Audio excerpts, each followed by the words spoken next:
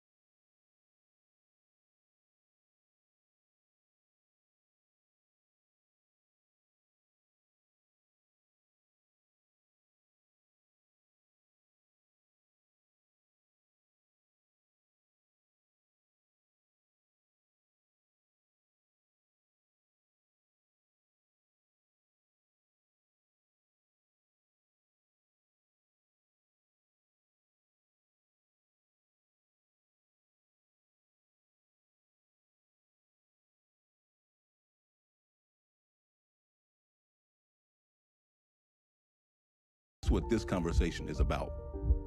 And because a heart attack can hit without warning, what you learn here can make a real impact.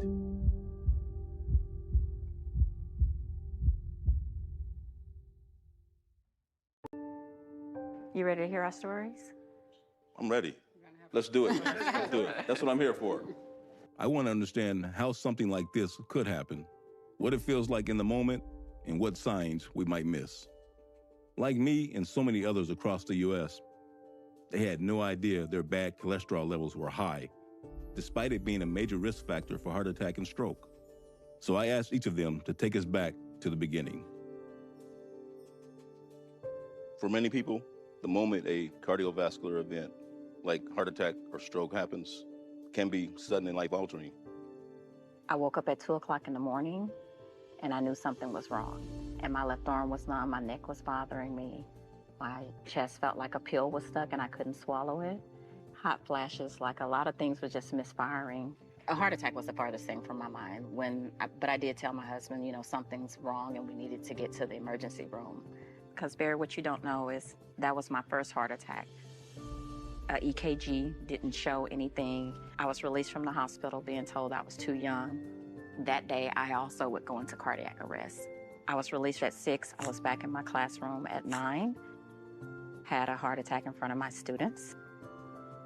And then the emergency crew arrives at the school and does an EKG in my classroom, still nothing. So it became my choice to go back to the hospital. How much time are we talking about between these incidents? The very next day. They decided to do the heart enzyme test on me, and she said, it's slightly elevated, but it's still not enough reason for us to keep you. I said, but you said if it's off, that means something could be going on with my heart. I was released the next day at 11, just to be going back at 4 o'clock, having a massive heart attack. I woke up that morning and I just felt a burning in my chest, and I didn't know what it was. I just assumed it was something that I had eaten. As an athlete, you have little things that may hurt here and there, and then it just kind of goes away. For me, it wasn't like a real strong pain. It was just like persistent, like right in the middle. And that's when I kind of started to get worried, like, man, why is this not starting to decrease? Then that's when I said, maybe I should drive. Maybe I should drive to emergency. So they started just doing the vitals, and then they do the enzyme test, and that's when they said, something doesn't look right. That enzyme count just kept going up, and that's when they said, we're gonna have to do the heart catheter. Now you realize it's potentially like very serious business. When we did the MRI, that's what showed the actual damage. There had been damage to the heart muscle. In 2000.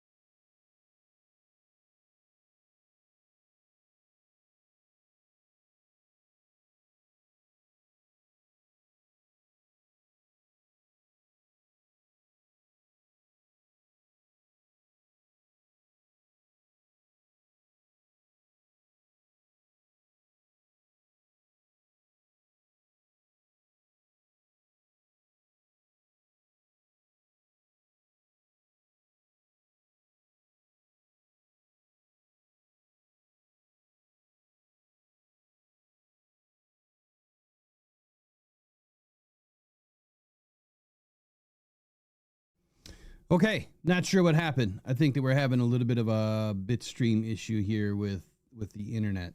I think I'm still on. Can't tell. Yeah, we're good. So I'm not sure what happened, but anyway, a little bit of a PSA there this morning by Barry Sanders. So if you remember last year, there was a time where he had came to the public, I guess, and said that he had a heart incident, right? But it was never said that it was a heart attack. I think a lot of us assumed, but I wanted to play this morning. You can find the full video, the full documentary on A&E, and it's called The Heart Attack by Barry Sanders. And look, this is, it's real, right? I mean, I just had a heart cath myself. And hearing him say that, now it's real, going through a heart catheter, I guess I just thought that was part of the process. I mean, I get it when you're having a heart cath. I mean, that's how they fix your heart if you're having a heart incident, if you're having a heart attack. So interesting. Pay attention to your cholesterol levels. I'm not a doctor. Seek your own doctor's advice for your own health. But check out Barry Sanders. Clearly, he wants to make this, a well-known subject, because when you think of an athlete, right, when you think of an athlete that has been in superior shape their entire life, one of the most, like he said, elusive backs ever to play the game, suffers a heart attack. And no one is immune, right, to everyday problems. I think it's just that simple. It doesn't matter how many zeros are in your bank account or if you have a zero in your bank account. No one is immune to these issues. So, little PSA here this morning by Barry Sanders. Let me get Eric in here.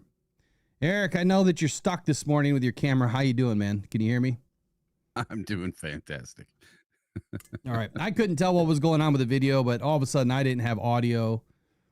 Yep. And it says that the stream was having some issues, so I dialed back the bit rate, and I think we're good now. But anyway, man, good morning. How's the weekend? Happy belated Father's Day again to you and all the fathers out there. I hope you all had a wonderful weekend, with your children, or if your children are grown, at least having a conversation. For me, my kids are in Florida, so it's kind of tough. But I got to hang out with my non-human son yesterday, Gunner, and take him for his Father's Day ice cream cone. So what did you do, man? Well, I went to the 6th annual Detect Michigan metal detecting event and helped be a sponsor down there and helped bury about 1 million coins in the ground, and then helped search to find a few of them. I did find a 1-pound copper fish that they had buried in the ground. That was pretty cool. You got to look to a 1-pound copper fish? Yeah, it's pretty cool. Wow. Tomorrow I'll try to get it all undirty and clean it up, and I'll undirty. Is that a word? Undirty? Yeah. It's a word on a Monday, right? Camera problems. We're all undirty over here. Yeah. I'll have it on the next time I'm on, and I'll show you. So you're going to be off for a couple weeks. You got a lot of events, tours coming up for the summer. It's a good problem to have. Yeah, but then for like a month, I'll be able to be on 5 days a week again. So, and then we're going to be cutting it close to training camp. So if you guys haven't realized by now, training camp should be starting. I'm not going to say when, but we'll just say it'll be starting early.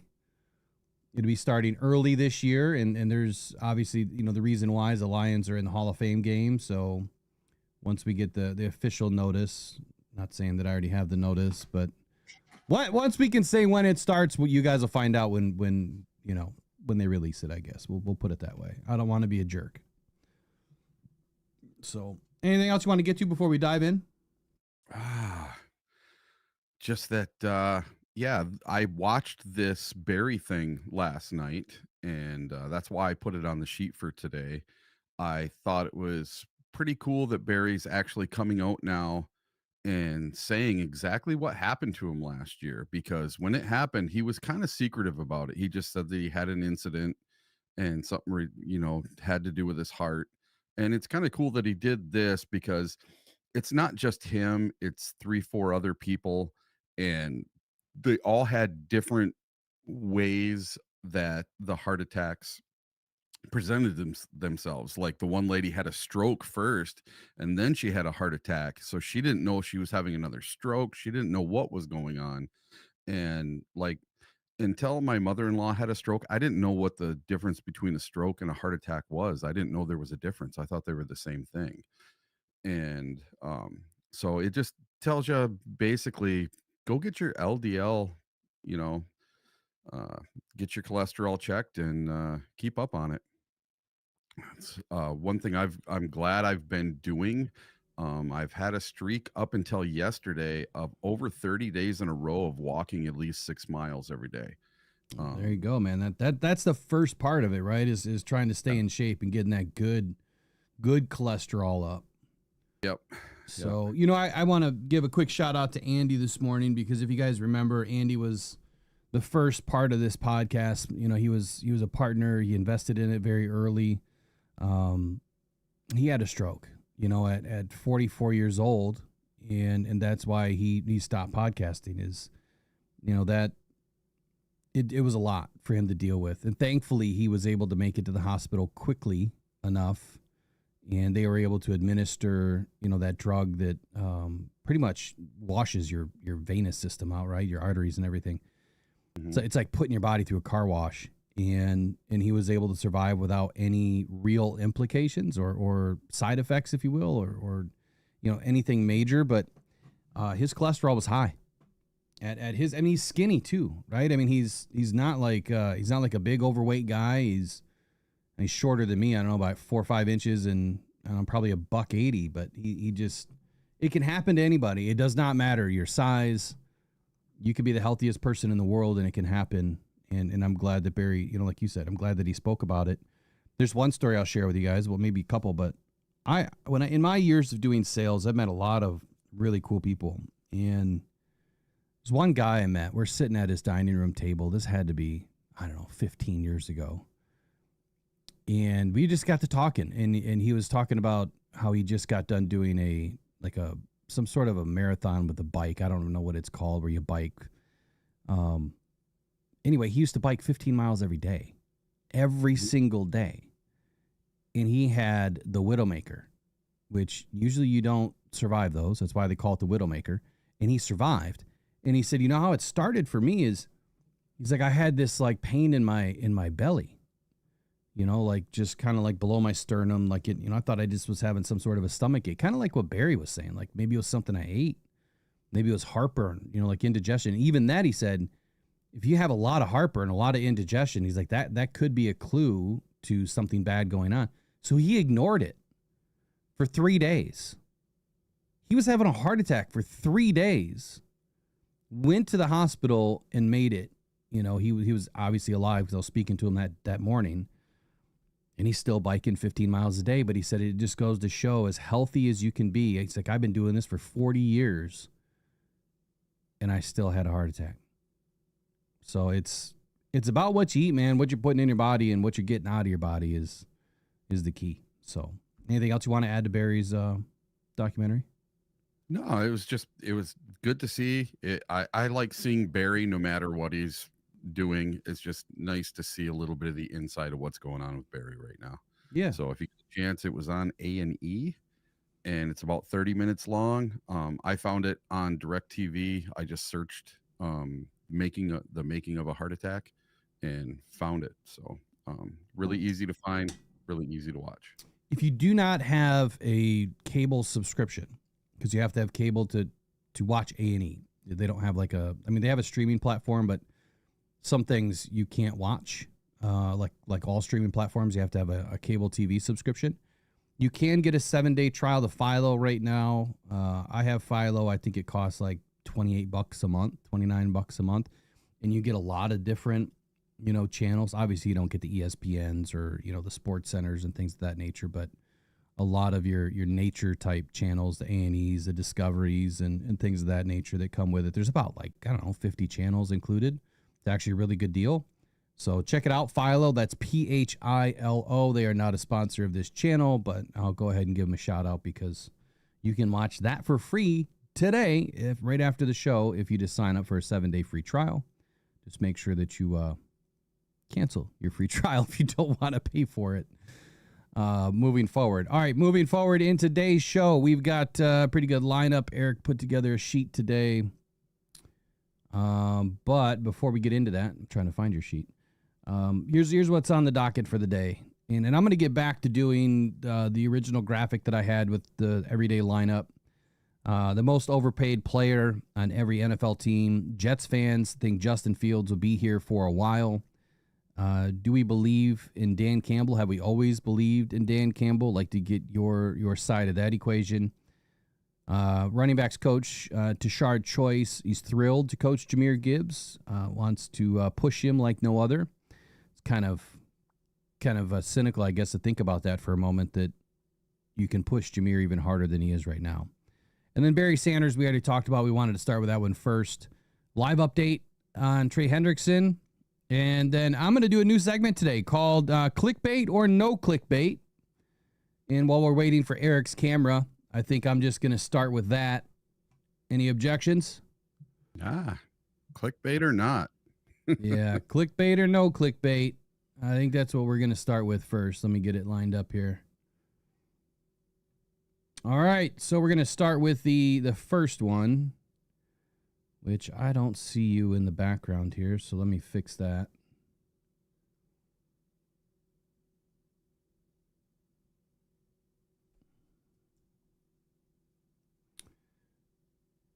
Anything else while I'm doing this? Anything else popping for you in the next couple of weeks? Anything coming up for the Lions or around the NFL that you want to share? Not really. This is really the dead time of the season right now, because right now the Lions don't have an OTA. They don't have anything. They don't have a mandatory minicamp because the Lions are starting early with the Hall of Fame game. So it gives us kind of this dead zone for the next month before training camp starts. But once training camp starts, man, stuff is going to move fast and furious.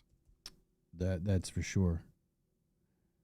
This is the dead zone. This is usually when I like to take some time, and I am going to update the schedule probably today or tomorrow, but there's going to be some changes for at least a few weeks. Obviously, we know Eric is going to be off. I need to spend some time at home too, so get some things done. All right, here we go. Clickbait or no clickbait. Let's just talk about it. And I don't care if people agree that I'm doing this. I can be public enemy number one, and I'm okay with that. I am perfectly okay. So this Detroit Jock City, I guess it's powered by fans sided. I'm not happy about some of these headlines. And partially is the reason why I'm not happy about it is because what ugly truth did we find out about Alex Anzalone? That's going to be question number one. So here's the headline. OTAs revealed an ugly truth about Lions defender. Before I even get into this article, I want to know in the comments below and in the chat right now, is this clickbait or no clickbait? Eric, what do you think? I'm going to say clickbait. Okay. Now, just for grins and giggles here, we haven't reviewed this yet this morning. No, I don't know anything about this, but just looking at that with the picture of Alex Anzalone, that to me says that you think, this guy, that there's an ugly truth about Alex Anzalone that's going to come to light in this article. And man, Alex Anzalone has been a warrior for this team. He is grossly underpaid. He's in the last year of his contract. He's over 30. He's not going to get another contract. Maybe they give him a little bump for the year. So I think he's going to get another contract. Personally, I think it'll be look, I'm sure that Alex wants another 3-year deal so that he can be comfortable on his way out of the NFL. I don't think he's going to play another 3 years, but I think that's the heartburn for the Lions. I don't know anything other than that. I'm not saying that I know any inside information. And even if I did, I probably wouldn't share it. So with this situation, let's just get into it. Clickbait or no clickbait, do you believe that there's an ugly truth about Alex Anzalone that is going to come to light? So the article states that the Detroit Lions came close, and let me make that bigger, to a championship the past year, and that the sense of urgency carried over into the offseason program. And while the Lions didn't have a mini camp due to their involvement in the NFL's Hall of Fame game on July 31st, they still got plenty of work in as they compete for their first title in the Super Bowl era. That attitude presented plenty of positive storylines, including Jamison Williams' progression and Aiden Hutchinson's recovery from a broken leg. but it also sheds some light on one of the most concerning situations on the team involving a key Lions defender. Ooh, what does that mean? Well, Alex Anzalone's contract situation may present an ugly truth for the Lions. Hold on. You just a minute ago, you said it was an ugly truth about a Lions defender. And now we're saying that it's an ugly truth for the Lions. That's interesting. Okay, so it goes on to say that Anzalone has become one of the leaders of the Lions defense since arriving in 21 over 4 seasons. He's logged 395 tackles, which is a boatload, 22 tackles for loss, which is exactly what we want him to do, and 6.5 sacks, 2 interceptions, and 24 passes knocked to the dirt. His best performance may have come last year when he returned late in the season after suffering a broken forearm. Anzalone's willingness to play so quickly after the injury further endeared himself to the Lions fan base, but he may be using it to seek a long-term commitment as he enters a contract year. At 30 years old, hold on. They're trying to say that he's using the Lions fan base, loving Alex Anzalone, to seek a long-term commitment. That Alex is trying to take advantage of the fans is what I'm going to deduce from this. That he's trying to take advantage of the fans' love for him to get a new contract. First and foremost, if you guys don't go to games, then you probably wouldn't know this fact. When Alex Anzalone's name is announced, Eric, what happens? Place explodes. It explodes. He's always been a fan favorite because he's been one of the best defenders on the team. And that's why he's been a captain. So I'm not going to, I obviously don't agree with that. Goes on to say that at 30 years old, Alex Anzalone is likely looking for one final payday to stay in Detroit. That I would agree with. The problem is that the Lions have a stable of young linebackers waiting to step in and have more pressing contracts to cross off of their to-do list. Now, I don't know how many young linebackers we really have because I don't think that that's very accurate. We have Jack Campbell. Derek Barnes is already locked up. Who would be behind them that is young in our long-term future? I really couldn't point at anybody. Malcolm Rodriguez? I mean, I think Malcolm is who he is. I don't see him getting a massive payday. I mean, he wasn't even played a whole lot 2 seasons ago and was used as an H-back. Wasn't even really playing on defense. They were trying to get him on the field any which way they could. So I don't see that being the case. So then it starts with the Lions, what the Lions already have at linebacker. Jack Campbell has become a leader after he was selected in the first round. Look, that's not even a story. Like, we expected that. You were selected 18th overall. You should be a leader, and you should be one of the best defenders on the team. Derek Barnes was rewarded with a 3-year, $24 million contract extension. I think that the Lions jumped too early on that one. I really do. I think that they should have when you go back and look at the contract, it's not as bad as what we thought it was. But I think that they jumped a little early. However, the way that they outlined it is pretty solid for the Lions being able to save some money if they need to walk away. And then they have Malcolm Rodriguez, who's recovering from an ACL. And then the Lions will need Alex Anzalone back in the lineup soon. But they also added Zach Cunningham. Now, Zach is, how old? Do you remember how old Zach is? I think he's just shy of what Anzalone, so I think he's 29. So he wouldn't be a young guy waiting in the wings. And he's just a tackle monster, right? I mean, he's not the greatest in coverage. And, I mean, I love the fact that he eats up, the tackles in the run game. I think he does a really good job in the run game. But I wouldn't say he's somebody that I would want to rest my hat on for the next few seasons at all. What about you? Yeah, listen, Alex Anzalone is our best overall linebacker right now. Now, Jack Campbell is coming along nicely, but Jack has not made that giant leap that everyone thought he was going to make in year 2. We're hoping he does it in year 3. And if he does it in year 3, then maybe you can go off of Anzalone. But listen, Anzalone, without Anzalone, Jack Campbell isn't who Jack Campbell is. I think together as a team, as teammates, they work very well together, and that's a really good duo versus Jack plus somebody else. Yeah, I no, just, I would agree with that. I think that Jack does need to take a big step this year. yeah, But I and still think he's one of the better linebackers in the league, and I would put him probably in the top echelon of starters. yeah, Exactly where, I don't know. Let me finish this article, then we can dive into it. So then I like how Derek Lewis, I think it was in the chat, said clickbait and switch. Yeah, they started with one headline and then they switched to another headline. And now they're talking in here about Kirby Joseph and Aiden Hutchinson and Jamison Williams and Jahmyr Gibbs. So far, they haven't pointed out what this ugly truth is about this guy. And they haven't pointed out what the ugly truth is for the Lions, unless you're saying all of these contracts are the problem or future contracts. I get that. But then here's how it ends. Dan Campbell told reporters he was not concerned about Anzalone's absence, but an Instagram post earlier this month is enough to make fans wonder about his long-term future. The hell it is.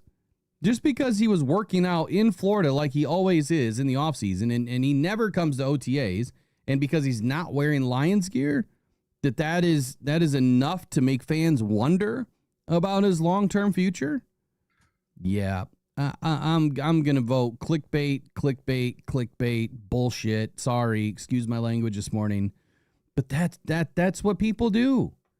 This is why I'm public enemy number one, because I'm gonna start calling this stuff out. This is how people are getting Lions fans all riled up. This is how you keep the SOL fan base alive and well, is by printing stuff like this. What are your final comments? just that some people were upset with what I said about Alex Anzalone being a better overall linebacker than Jack Campbell. Right now, he is. To me, he's better overall. He's more experienced. PFF might say something different. They might say that Jack Campbell was way better overall last year, but Alex Anzalone is in his 9th season. That's the reason I think he's better. He has more experience. Just knows where to put his nose and knows where to get to. Now, when Alex first came here, my friends that I watch football games with absolutely hated Alex Anzalone. Well, he had a rough first year. I mean, he was his head was on a swivel because he was so worried about everybody around him not being in the right position and not understanding the defense, and so he couldn't play his game. Yep. You know, he was trying to do too much. He was trying to do two people's job instead of just his own. And it really made a big difference that first year. And then in year 2 and year 3, you saw this giant leap from him. And I'm hoping to see the same thing from Jack Campbell. Jack's one of my favorite players, so don't construe this anyway. And I do think he will be the future leader of this team for the linebackers. But I think the thing that threw the monkey wrench into this whole situation this year was that we gave Derek Barnes a giant contract. What did we give him? 18 million for 3 years? 25. Okay, 25 for 3 years. But 18 of it's guaranteed, something like that. Yeah, I think so. I mean, it was not a terrible deal. I mean, $6 million a year is a guarantee, and he's got to earn the rest. It's way less than the going rate for, the best Sam linebackers in the league. Clearly are going to make a lot more than that. And I think that the contract was commensurate to his experience. I also feel that it was commensurate to what he was able to do so far. And look, I wasn't happy about getting the deal that early, but it is what it is. Well, the thing is, if we don't give him a deal, he walks in free agency. And the thing is, he's now making more money than Alex Anzalone, right? Say that again. He's now making more money than Alex Anzalone. So Alex's was 3 years, 18 million. So on the face of it, yeah, he's making more. Yeah. So that might have stuck in his craw a little bit that, somebody that was a rookie when he came in and he's the team leader in tackles and, he comes back from breaking his arm and comes back and helps them win the division, where Derek Barnes was shelved all last year, so he probably feels slighted a little bit. I would too.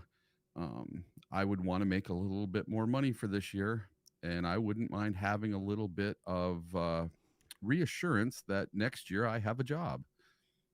Yeah, so let me pop out of this real quick. So very pointedly, here's what I would say. To make Alex happy, I think you're going to have to pay him more than Derek Barnes.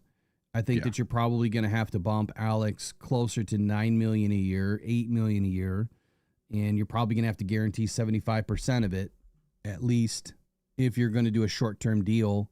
If you're going to lock him in at 2 years overall, like if you could just tear up his deal and redo it, I would say give him 2 at 19 or 3 at 26. But beyond that, I wouldn't pay him more than that. And if that's what it's going to take, if it's going to be a lot more than that to keep him in-house, then I do think that the writing's on the wall. But again, to kind of finish this article, move on to the next, I didn't find any ugly truth about Alex Anzalone. I didn't find any ugly truth about the Detroit Lions.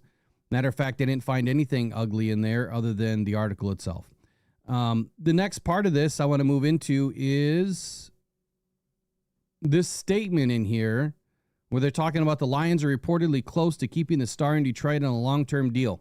Well, they posted J-Mo and Brock Wright in the same picture, okay? So that makes you guess. Well, Brock Wright, we already know has a deal, so we know that's not going to get redone. He hasn't done anything to earn a deal, so it must be J-Mo, right? Well, according to this, it was just Jeff Risdon on a podcast saying, quote, J-Mo is getting done sooner rather than later. Very, very extraordinarily confident on that. That's terrible usage of words. But anyway, I will say this. BS, BS, BS. They picked up the 5th-year option. J-Mo is not going to get a deal done this year. It is extremely doubtful that J-Mo's going to get a deal done this year. Matter of fact, I might be the only one, and Eric, you can verify this. Mm-hmm. What did I say from the very beginning this year? And a lot of fans that watch this channel, listen to this channel, said I was completely wrong when I said the 5th-year option will get picked up on Aiden Hutchinson and Jamison Williams before any contract extensions happen. True or false? Oh, yeah, true. Yeah, I said it repeatedly. And then guess what happens? The 5th-year option gets done. The reason why I'm able to figure this stuff out, it's not because I have, some contact inside Detroit that's telling me these things. I do have some contacts within the NFL, but I'm not saying that I'm getting inside information. It just makes business sense. And business sense would tell you that you would, of course, always pick up the 5th-year option because that is the cheaper option. That guarantees the player is going to be at least under your control for the next 2 seasons, this year and next year. And then that also gives you time to figure out what's going to happen with the other contracts. I'm not saying that they couldn't get a deal done this year, but it's highly doubtful. Because you want to see what J-Mo is going to be able to do this year. You want to see how Aiden is going to be able to perform this year. You can roll over all of that money that they have right now into next season, whatever they have left. You still have to restructure Jared Goff's contract. Or something has to happen next year because you just signed Kirby Joseph, which in my opinion, that is, I'm not saying that I didn't want him done, which, by the way, shout out to Kirby last night. Thanks for communicating with me. Appreciate you doing that. On a side note, did you see that Kirby Joseph has his own YouTube channel now? Yeah. No, I've caught I think there's only 1 episode on there. No. Yeah, he's got 4 now. Oh, he's got 4, so I haven't watched it in a few days. So he went to a fire station yesterday, and he got to drive a fire truck, and he wanted to go down the pole, but the pole was gone, and it's hilarious. If you get a chance, watch Kirby Joseph. It's hilarious. Just type in Kirby Joseph, you'll find it on YouTube. It's awesome. So for me, there's not going to be an extension on Jamison Williams right now, but I want to be clear. Okay. This is just somebody guessing that J-Mo's going to get a contract extension. They don't know anything, right? They're just guessing. And so when you see a headline, Lions reportedly, that is huge clickbait to say that the Lions are reportedly close to keeping a star in Detroit. So who from the Lions organization reported that there is something happening, right? Because unless it came from the Lions, it's not reportedly. No, this should say Lions writer assumes that Jameson Williams is going to be kept in Detroit long term. Right? Assumes. Because, again, he's confident, but he's guessing. He hasn't stated one thing in here that states that they're going to be giving J-Mo a contract. All right, we'll move on from that one. Let's get into the next one. Lions wide receiver set to rob Detroit blind this season. Clickbait or no clickbait? Jesus. My God. Clickbait or no clickbait, people? So they're saying Tim Patrick's going to rob the Lions blind? He's on the cheapest contract ever. Well, it's not, I mean, it's not extremely cheap. It's not like it's league minimum, but it's still pretty darn cheap. So clickbait or no clickbait? Yeah, I'm saying clickbait on that one. Definitely clickbait for me. I like to know in the comments, obviously, and in the chat right now, clickbait or no clickbait. So what does this mean? The Detroit Lions receiver likely won't live up to his price tag. What is there to live up? So let me just clarify for a moment here. Let me clarify. When you are the third or the fourth target on a team,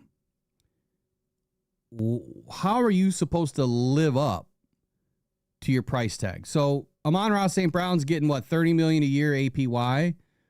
So if he is the second, or I don't remember where he is right now, but let's just say he's the third highest paid receiver. So if he doesn't finish as a top 3 this year with receptions and touchdowns and yards, did he live up to his contract, Eric? I guess. Well, I mean, no, let's be honest. Like, be real. Does that mean that he didn't live up to it? I'm trying to equate how a contract means you didn't live up to something. Yeah, I don't know. Let's see here. So I'm looking up Tim Patrick's stats for last year. Okay, last year he had 33 receptions, 394 yards, 3 touchdowns, 11.9 per average per reception. Now, to me, for my fourth wide receiver, that is absolutely fantastic numbers. Yeah. Hey, your camera's back. Good job. Yeah, I got it. Yeah, well, it's fantastic numbers for somebody that didn't play a ton, but that's kind of where I'm going to go with this next as we read through this article, because there's some things that are going to be pointed out in here that clearly this individual doesn't understand how the depth chart works. But there's the reason why I was asking that question is for this reason. There's more to stats about a player and their performance than what meets the eye, right? So if you're not the first or second wide receiver on the team and you're the third or the fourth or the fifth, well, you've got to get paid something, right? So that would tell you that league minimum is the minimum. But if you're a veteran, the veteran minimum is kind of the minimum. So I'm not sure what the vet minimum is for him, but I will say this. His ability to help the other guys grow, his experience in the league, the fact that he doesn't drop footballs, but there is so much more to having a contract and stats to be part of the Lions organization. Like, you need to be somebody that can help the guys underneath you grow. And that's exactly what Tim is able to do. His experience is more valuable than anything. It's like paying for another coach on the team, but it just so happens that this coach is also out on the field. Now, let me roll through what this article states and the reason why I have a problem with it. So it says each member of the Lions roster is facing their own set of expectations. Let me throw this up. Heading into the 2025 campaign. And, let me wind it back.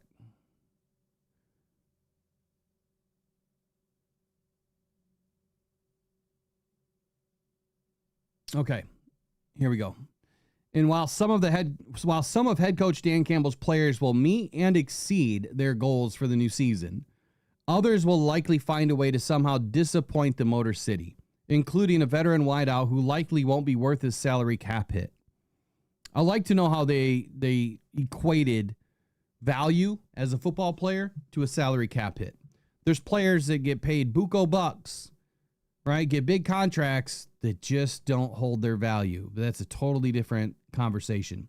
So the second headline within this article says that the Lions wide receiver Tim Patrick will likely rob Detroit blind in 2025. And their argument is the Lions have made a plethora of moves throughout the 25 season, and one of those was re-signing wide receiver Tim Patrick to a 1-year, $2.5 million deal.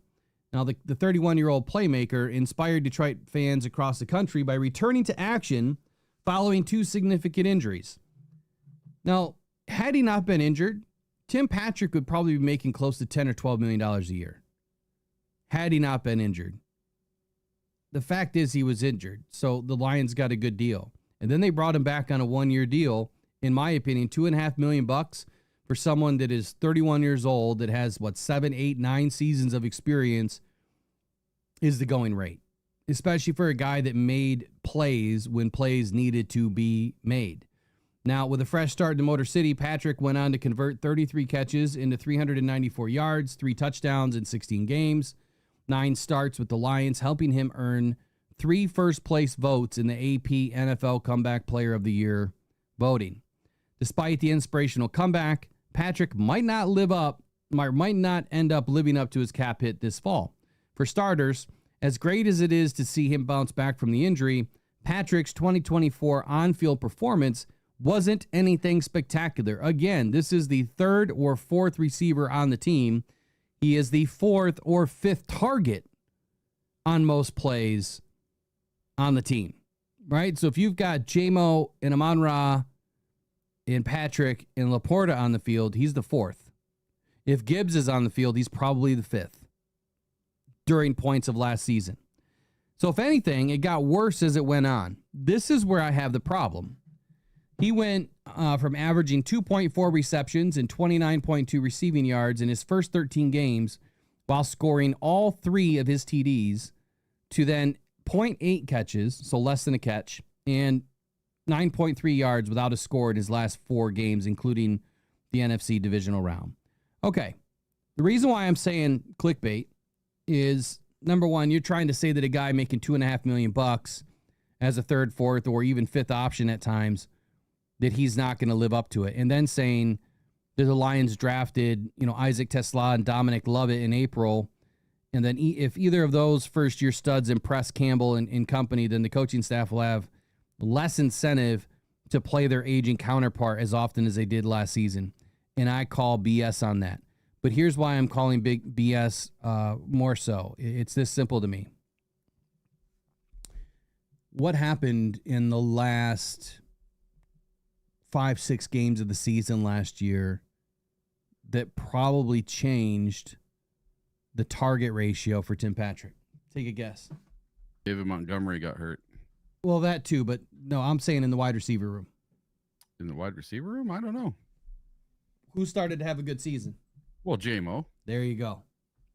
So Patrick's involvement in the offense was so much so as he was a decoy at times.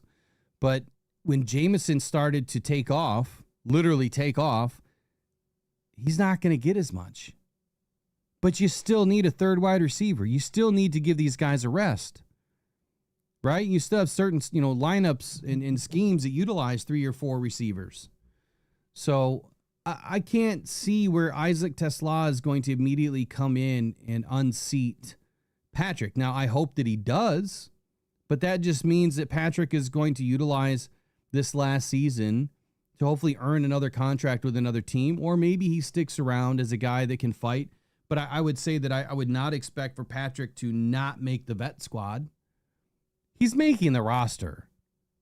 There's no reason why you would not have Patrick on the roster.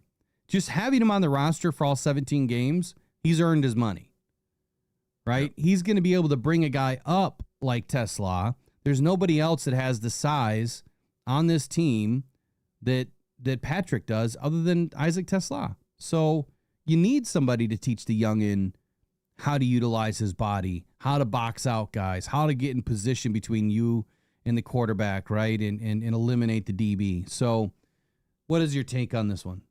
Well, and heaven forbid that something happens to Tesla or one of the other wide receivers. You have to have a decent backup, and what better backup than Tim Patrick? Now, there's a couple other factors that come into play for those last 4 games of the year last year. Was Goff just looking the other way because of JMO and because of St. Brown, and the pressure was on those last 4 games? Yeah. And was Ben Johnson too worried about thinking of other people in the game plan because he was thinking about going to Chicago instead of worrying about running the ball on 3rd and 1 from your own 17? You know, that's the kind of stuff that I think about, is that maybe possibly Ben Johnson had his head in the clouds. He was somewhere else. He wasn't thinking about Tim Patrick, his 3rd, 4th wide receiver, which he probably should have been, because I'm guessing if you go back and watch even the playoff game against the Commanders, I'll bet you Tim Patrick was open on a few plays that he was out there. He probably wasn't even played that much. He probably didn't have that many even snaps to begin with in the game. Yeah, so I missed most of that. I had to respond to something. But yeah, I'm just going to end this one this simply and say that Patrick fulfills a need on this team. And having size like this is beneficial for many reasons, but we need guys that can go up and get the ball. The guy doesn't drop passes. He's going to be able to help Isaac Tesla, grow in his first season. The guy that I'm really excited about, honestly, more so than Tesla, is Dominic Lovett. I think that he has, and I said it from the very outset of, rookie minicamp, that his feet were so good, early on in some of the videos that we had seen, and then watching some of the routes that he was running, some of the passes that he was catching. I think that Dominic Lovett is a sleeper. I think that this guy is going to be able to help this team immensely. But he's going to have to be able to crack the roster in a way that allows him to get target share, which is going to be really hard to do. Having, 4, 5, 6 receivers on this, 5, 6 receivers on this roster is essential, right? You have to have it. But those 5th and 6th guys, not going to get a ton of target share. They're just not. You don't want them to, because that means your guys at the top of the roster could be injured, or not having a good season. So you don't want those guys to have a ton of target share. I think that was it. So that was it for clickbait or no clickbait. And look, I'm not saying to not watch or to not, listen or to not read. All I'm saying is this is the stuff that really kind of gets me. Why do we have to print so much negativity? And I get it. Negativity sells, right? Clickbait, I guess, gets you to click. But there's one thing that I will always stick to, and that's this. If you're good at what you do, people are going to click. Now, on YouTube, it's a little different. The algorithm is very finicky, and it changed. So it just changed, and I just had a deep conversation with someone that, my channel went from heavy videos to a couple of live streams to now a lot of live streams and not as many videos, because I just, quite frankly, either didn't have the energy or the time. And so that changes the algorithm. So now when I do videos, YouTube's not putting that stuff out in front of people. Now, when I pump videos for 3 or 4 weeks straight, I'll be right back into the algorithm. And once the season hits, we're going to knock it out of the park. I'm not even worried about it. So it's just one of those things you have to understand, like what's happening now or the last couple of months after the season ended is not where this channel usually is. It's usually up at the top, right? There's only a few channels that are. And we're doing just fine. So it's the algorithm. They just changed it. Matter of fact, they changed it to, it doesn't matter how many subscribers you have, it's now engaging content, but they've changed it. So if you are, coming into this show and you're liking it right away and you're commenting right away, that's going to put us in front of people. If you're not doing that, it's not going to put us in front of people. So if you want to drown out the noise with good quality content, like, follow, subscribe, share, get more people involved. And that's how we drowned out the clickbait noise. All right, what's first on the list that you wanted to talk about? All right, the Cincinnati Bengals. It seems that the Cincinnati Bengals are coming to their senses finally, right? Regarding contract negotiations with their top pass rusher. On Sunday, ESPN's Jeremy Fowler reported the Bengals have resumed contract talks with star edge rusher Trey Hendrickson. Surprise, surprise. Hendrickson, who is entering the final year of a contract that will pay him $15.8 million this upcoming season, has been gridlocked in contract negotiations with the team throughout the offseason. He held out a mandatory mini camp and skewered the team for the lack of communication at OTAs. So they've not been talking whatsoever for weeks now. And I think that public pressure is finally getting to the Bengals. They're finally starting to listen, because even with Shamar Stewart, they're what was he, number 18 overall, 17, first round pick. He's not in camp either. Right. He left OTAs because they want to change the language to take away his guaranteed money if he gets injured.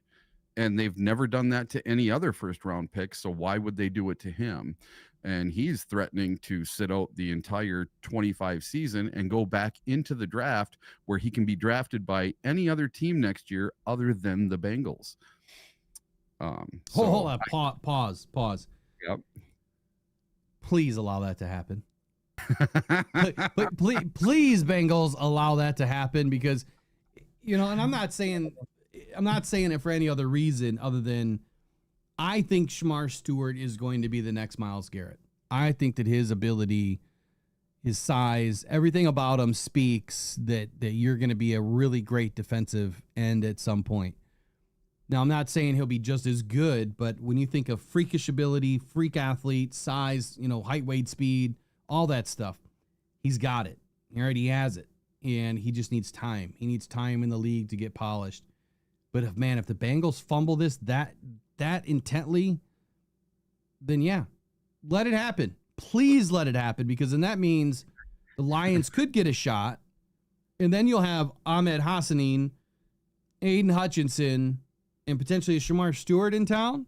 Oh boy, I can just see how good this defense is now that we have all the other pieces, interior linebackers and DBs. Like it would be the top defense in the league without a doubt. All right, keep on going. I apologize. Yeah, and the reason I brought this whole article up was because so many fans have been clamoring for Hendrickson for so long, and every 5 minutes you see a clickbait article about Hendrickson going to the Lions. They're going to trade him to the Lions. The Lions are trading for Trey Hendrickson. It's not going to happen. They're finally in discussions to get him back with the Bengals, where we thought he was going to go all along. And then now you compile this thing with Shamar Stewart on top of it. That just tells you how dysfunctional the Bengals really are.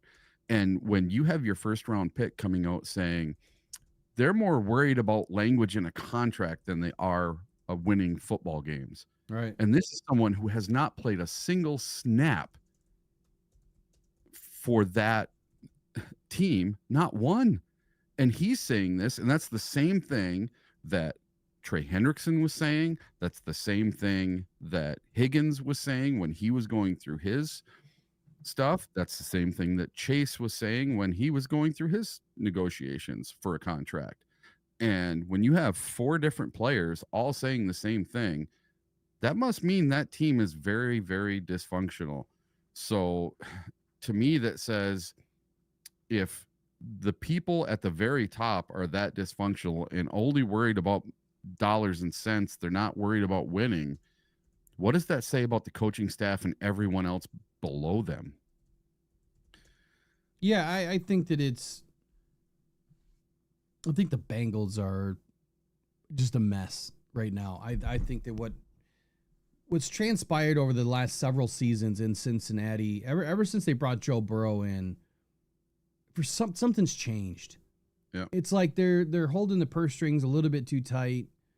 And I'm not sure if this is because the team doesn't want to spend money. If you remember what I highlighted a couple of months ago, the changes to the NFL landscape as far as contracts means now they have to, and I think it was an article that you brought forward too, the amount of money that they have to put in reserves. So think about all the escrow now when they made that change to, I think it was this season, that when you put a contract together now and you have future guarantees, all of that money has to immediately go to escrow. Yep. So you might have $500 million sitting in escrow or more. It's not about this year. It's about the next 2, 3, 4, 5 years. And all of that money has to be sitting in an escrow account that the team has to be responsible for. The organization has to be responsible for. So it's not just the dollars that you're seeing moving around the board today. It's everything that is coming down the line. The one thing that I don't understand is this, trying to make Shamar Stewart kind of be the guinea pig here. Like, you're trying to set changes in force with his contract. And the only thing that I realized about rookie contracts with a collective bargaining agreement that really could be changed or was kind of left open either to interpretation or, the teams could make changes was the offset language. So when you have offset language, if the original team, only pays the difference between the guaranteed money and a new contract should a player be traded, right? Then let me just use an example. If there's $4 million left and the player signs a $1 million deal with a new team, then the original team has to pay that $3 million. So think in terms of Russell Wilson, right? What did he have, like $37 million on his deal or something like that when they cut him? And then he signed a $1 million deal. So they're paying that $36 million bucks, the other team, not the new team. The difference is without offset language, if a player gets a full $4 million from the original team plus the $1 million, so if they sign a new contract with a team without offset language, they get both. So that's the only part of the language that I thought could be changed with rookie deals, but we're learning a little bit more is open in these deals. I thought it was pretty open and shut case. You're a rookie, you're drafted, you're slotted at 18 or 17. This is your slot money. It's from here to here. This is your guarantee. And then it's up to the team, to kind of say how much they're going to pay you in a signing bonus. So there's a little bit more that meets the eye. And I'm not a contract professional. There's more, of that I want to learn, and I plan on taking some classes on it so I can learn. But it's interesting with what they're doing with Shamar Stewart, to say the least. I think it's wrong, honestly. Yeah. And I think what they're trying to do with Shamar Stewart is they're trying to take away his guarantees if he takes drugs or if he does something to get suspended or does something to break the rules, then they can make the guarantees disappear. I mean, some of that stuff you would expect, right? Like, don't do drugs, don't do PEDs. That's simple stuff. That should be in every contract. But outside of that, I guess a deal's a deal, man. Right now, the Bengals are losing out by not having a rookie and rookie OTAs and actually participating, by not having, a rookie minicamp, by not having him in OTAs and he's not participating. Yeah, he got some mental reps, but this is a rookie defensive end that needs to learn a lot, right? And he's not participating. But to make matters worse, Trey Hendrickson, was he in camp? I don't know if he was in camp. He was there, but he did not participate. Which is smart, So when you think about a player trying to go through a deal, I think of Jordan Love last year, and I said this before. He did that intentionally to be there, to be part of the team, but he was not going to participate because if you roll up an ankle or you tear a ligament, well, deal's off the table. You're screwed. Team's going to move on. It's literally night and day, between getting a deal done and then something freakishly happening and not getting the deal done. Pause for just a second. I'll be right back in 15 seconds, and we'll get into the next topic. Welcome to the House of Pain. All right, welcome into the Rise and Grind Morning Show. Just wanted to say thank you to everybody that joined us this morning. Please do us a favor, like, share, subscribe to the channel, and we'll see you guys back here tomorrow. But before we do that, we got to finish the show this morning. So we'll get into the next few subjects. But anyway, like, share, subscribe. If you haven't subscribed, email me and tell me why. What am I not doing? What do I need to do better? What do we need to do better? Because if there's something that we can do better, we want to do it. So do that for us. If you wouldn't mind, mailbag@rockdown.com. I'm open to all criticism, right? So let us know what we can do to get better. All right, Eric, what's next? All right. So do you want to get into? By the way, I missed my hard stop there at 8:58. I need to have my clock in front of me. That's what I thought you were doing there. Yeah, I missed my hard stop. But anyway, go ahead. All right. So we can do a long one or a shorter one. Let's do short ones for now. Okay, we will go to the shorter one. Let me get out of this. So, Aaron Glenn is now with the Jets. And they did a poll of Jets fans asking about Justin Fields. And Jet fans think Justin Fields will be there for a while. So that's beyond the 2025 season. And let me get to it here.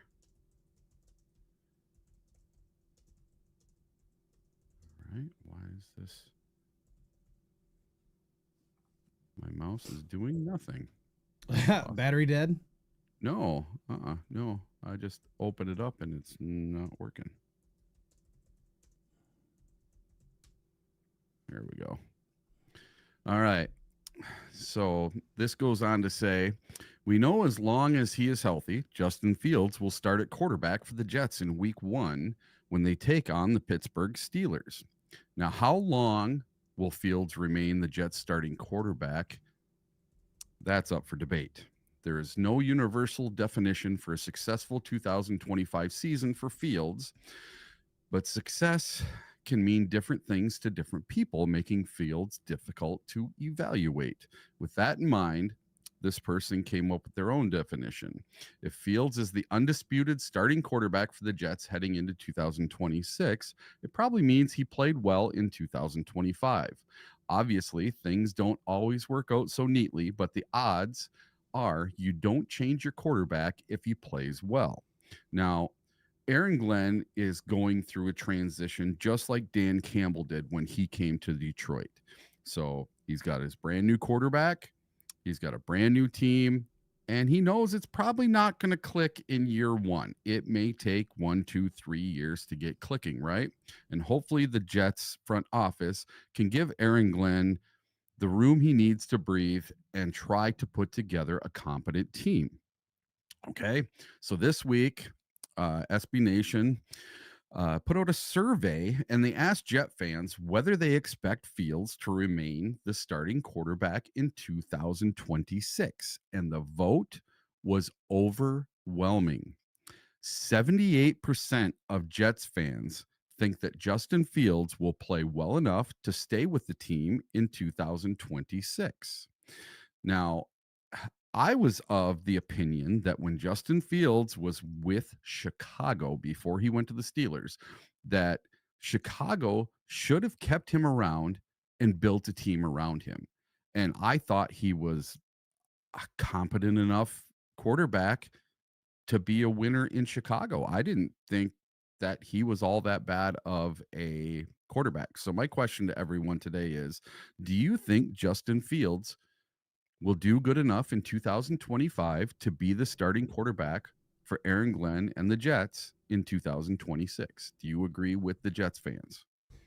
So I was talking about this a week or so ago. I really believe that Justin Fields is going to do just fine. Yep. Now, isn't it kind of odd that Aaron Glenn and Ben Johnson, now obviously Ben went to the Bears, so he didn't have a choice but to have Caleb Williams. But then also Aaron Glenn goes to New York and ends up with Justin Fields, and that was intentional, right? The first thing I said is that when Aaron Glenn goes to the Jets, bye-bye Aaron Rodgers. He was not going to put up with that BS. Yeah. Aaron Glenn he's a man about business, and I think that he's also, he's a man about his faith, his business, and doing, leading men, right, the way that they're supposed to be led. and doing what's right for the team. And I think that he did that by getting rid of Aaron Rodgers. And then he brings in a guy like Justin Fields. Wasn't being led very well in Chicago. I think that he got a glimpse from Mike Tomlin of what it's like to be led by a guy that knows what he's doing. I think Mike Tomlin's one of the best coaches ever, in the NFL. And now he gets to go play for Aaron Glenn. I think that Justin Fields is going to stick around in New York. I think he's going to have an excellent career in New York. The question is going to be, do they do enough on the offense? Are they going to be able to give him enough offensive weapons to kind of keep that offense motoring? I think the defense will probably shine from year one this year. And I think the defense is going to have to give the offense opportunities. I just found it really odd that both of these guys end up with NFC North quarterbacks where they started their careers. And I would not be surprised if Justin Fields maybe doesn't make the playoffs, but then again, maybe they do. We don't play the Jets. So how freaky would that be if we end up, seeing the Jets at some point late in, what would that be? The AFC, NFC? That would be it'd be a Super Bowl. Super Bowl. And that would be crazy, but I don't think they're ready this year. No. I don't think they're ready. I just wanted to bring this up because I think there is a very, very big parallel between Jared Goff and Justin Fields. Jared Goff was thrown away. Justin Fields twice now was thrown away. The Bears threw him away and the Steelers threw him away. And, Justin Fields was 4-2 last season through 6 games. And they decided to go with Russell Wilson, I'll never understand that.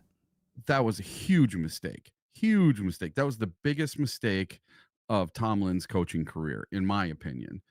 You have a hot hand and you decide to change it because he has 1 or 2 bad games. He was 4-2. Just because he's not putting up the most stellar numbers in the world passing, the guy can run. The guy is super mobile. For all these people that clamor for a running quarterback, geez, Pete, Fields is the perfect running quarterback. He would be a great running back, I believe, in this league if he just went to straight up running back. But I think that Justin Fields is going to do better than people think. And he was a throwaway, just like Goff. But I think, just like Goff, it's going to take 2 or 3 seasons to get things turned around. I don't think it's going to be immediate, fast, year one giant turnaround. I think they are going to have growing pains, just like they did in Detroit. So I hope and pray that they give Aaron Glenn a very long leash and they don't just rein him in after 1 year and say, nope, you didn't make the playoffs. That's it. You're done. I think that they'll give him a leash. I think that he's going to get, if he did his job, which I would expect Aaron Glenn did. Number one, wasn't it not Chris Spielman that interviewed for the GM role out there? Yes. Right. And then his brother gets the job. You know what I think that was? I think that was Chris doing his due diligence for his brother. And I'm not saying that his brother doesn't know what he's doing, because he does. Rick Spielman is a very intelligent football mind. But I think that Chris kind of went out there to do his due diligence, maybe get his feet wet a little bit, and then kind of see, what was happening out in New York. And then, hey, introduce Rick. Rick's now going to be the GM once again for an NFL team. So you've got a Spielman, right? That's a good person to work with. I think that, between Aaron Glenn and Rick Spielman, I think that they're going to have a great working relationship. That's the first part, right? You've got to be able to, that's the most important part to have a successful football franchise, is your GM and your head coach have to be in lockstep. It's exactly why the Lions are doing as well as they are, because Dan and Brad, they're 2 peas in a pod, man. They're walking down the same path. They're in lockstep. So I wouldn't be surprised if they give him at least a 3 or 4 year leash. And I say that because if Aaron Glenn did his job, he went in there and said, look, here's your problem. Here's what's good. Here's what's bad. Here's how long it's going to take for us to even get there. Can we win football games by year 1? Yes. How many? Maybe not enough. But by year 2, we should have some success. By year 3, we should have no excuses. Now, knowing Aaron Glenn being in Detroit, he was never about excuses. They expect to win right now. So it'll be a fun season. And yes, whoever put that in the chat, I didn't catch the name. Wanting the Jets to beat the Steelers. I think that'd be great. I think that'd absolutely be great and it'd be a huge victory for Justin Fields, right? It really would. And one good thing about Aaron Glenn going to the Jets, I can root for him to win. Yes. You know, with Ben Johnson going to the Bears, I can't root for him to win unless they're playing the Packers. That's it. I get to root for him 2 games a year, and that kind of sucks, you know. This is the first time we've ever had a coaching tree where our coordinators go on to be head coaches. So we finally get to, you know, maybe have a second team that we can kind of root for once in a while, you know, have somebody else to watch. And this year I can't do it with the Bears. Yeah. Hey, just a quick PSA, man. And again, I don't ever get political on this channel, but I have to say that this just flashed across my screen, so I figured I'd just mention it. There was a lot of, I don't know if the animosities, that's not the right word. There was a lot of people that were worried this weekend on what was going to happen, right? Like what's going to happen across the country, what's going to happen with the parade. I just want to say that, man, I think for as much that was going on, right? I'm not going to put myself in anybody's boat. Pretty well behaved situation. So big ups to the American citizens for behaving as much as they did. Not everything is perfect, but I just think what we see around our country is kind of what we see within fan bases. You know what I mean? It's like you've got these factions of fan bases. I hate to even say this. You got some on the left, you got some on the right. You got SOL fans, you've got, you know, the people that love the team no matter what. It's kind of funny, the parody that you see between politics and being an NFL fan. It's crazy. But anyway, what's next? The most overpaid player on every NFL team. Okay, before you get into that, yeah, I want the chat to take a guess. Because I haven't looked at this. I didn't open it on purpose. Yeah. Who's the Lions? Who's the Lions' most overpaid player right now? Now, give us a hint. Is this year or is it last year's salary? I think, let's see. Every NFL team has contracts it regrets heading into the 2025 season. These salaries stand out as overpayments by the respective teams. Salaries are based on cap hits from Spotrac.com. So it doesn't really talk about last year, or it does? No, but this was put out on May 14th. So I know there's one of these that the player is no longer on the team. One of them for the Lions or one of them overall? No. One of these teams, that player that they name, it was a really bad contract, is no longer on the team. It's a really easy one to guess. Okay, so if I'm going to take a guess for the Lions, can you guys hear me from way back here? Because I'm like 3 feet away from the mic. Yep. If I'm going to take a guess for the Lions this year, my God, I don't even know. The contracts are all so good. I don't believe this, but I'm going to say they probably put DJ Reader down. I don't believe it personally. I think that he fulfilled his contract, but I'm going to put DJ Reader down. All right. So, you ready to start? Yeah, let's do it. All right, these are I think they're in alphabetical order. Let me open it here. Let me open it and see if are we going back and forth? Sure, yeah. So the Arizona Cardinals, right tackle Jonah Williams. Williams is effectively Arizona's second highest paid player with a cap hit of more than $16 million. He struggled with injuries, playing only 6 games last season. Okay, so for the Falcons, I mean, this one just makes perfect sense because they brought in another quarterback, but Kirk Cousins returned from a torn Achilles, didn't go well last season, eventually getting benched for Michael Penix. Cap hit $40 million in 2025. Woo-wee. Jesus. For a guy on the bench. That's a high-paid coach. That might be the kicker for all of them. All right. So the Baltimore Ravens are next with tight end Mark Andrews. Andrews showed signs of age last season with only 55 catches in 7 games. While still effective, his cap hit of nearly 17 million is among the top for players at tight end. I could agree with that, but Mark Andrews he's been pretty consistent. But he only played in 7 games last year. He was injured a lot last year. Yeah, I mean, look, I get it, and that 17 million is a ton. It just makes me worry how much Laporta is going to get paid, at some point. And I'm not sure if his cap hit at 17 was the average, right, or is that just his cap hit for last year? And that's the hard thing about going back to one of those first articles that I read this morning. Like, how do you evaluate a player based on their contract this year, right? I think it needs to be the average of all years, because you could have one really great season, Laporta's rookie year, and then maybe last year wasn't as good, but does that mean that he's any less effective? No, he was battling injury. So that happens. So in the case of Mark Andrews, yeah, on the face of it, it looks bad. For the Bills, Matt Milano, linebacker. Milano is a key part of the Bills defense, but he played a total of 9 games last year, $12 million in salary. But he's missed, 9 games over 2 seasons due to injuries. Cap hit is 4th on the team, more than $12 million bucks. The fact that it's only $12 million and that's 4th on the team, the Bills are doing something right. You know what I'm saying? What is our 4th contract on the team?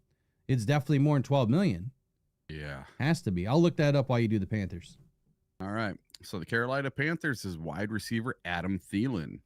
And Thielen remains productive when he's on the field, but he only played 10 games last season and could see less playing time this year as the team goes younger at wide receiver. The veteran is set for a cap hit of more than 10.1 million in 2025. And right there, Adam Thielen is getting a cap hit of 10.1 million, while Tim Patrick is way down at what, 2.5? I'm sorry. So let me look at Thielen. There's a big difference, obviously, between Thielen and Patrick, but I get you. But Thielen's going to be their 3rd wide receiver now. Yeah, and I get it though, and he's aged quite a bit.